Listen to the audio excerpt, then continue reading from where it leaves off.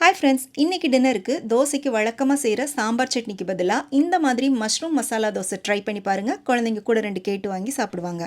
இது செய்கிறதுக்கு கடாயில் 2 டீஸ்பூன் எண்ணெய் விட்டுட்டு சூடானதும் ஒரு அரை டீஸ்பூன் சோம்பு, 2 பெரிய வெங்காயம், அப்புறம் கொஞ்சம் கருவேப்பிலை போட்டு வதக்கிக்கோங்க. கூடவே 1 டீஸ்பூன் இஞ்சி பூண்டு விழுது சேர்த்து அதோட பச்சை வாசனை போக வதக்கிக்கோங்க.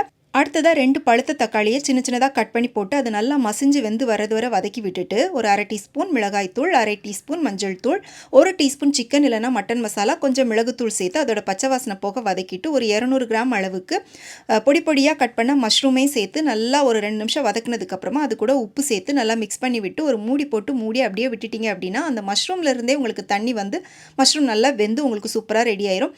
கடைசியாக கொஞ்சம் மல்லித்தலை சேர்த்து இன்னும் கொஞ்சம் நேரம் வதக்கி விட்டுட்டு இறக்கி ஓரமாக வச்சுருங்க. இப்போ மெல்லிசா தோசை ஊற்றிட்டு நடுவில் ரெடி பண்ணி வச்சுருக்கிற மஷ்ரூம் ஸ்டஃபிங் வச்சு 3 பக்கமும் மூடிட்டு நெய் இல்லைனா எண்ணெய் விட்டுட்டு நல்லா மொறு மொறுன்னு சுட்டு எடுத்திங்கன்னா நம்மளுடைய மஷ்ரூம் மசாலா தோசை ரெடி.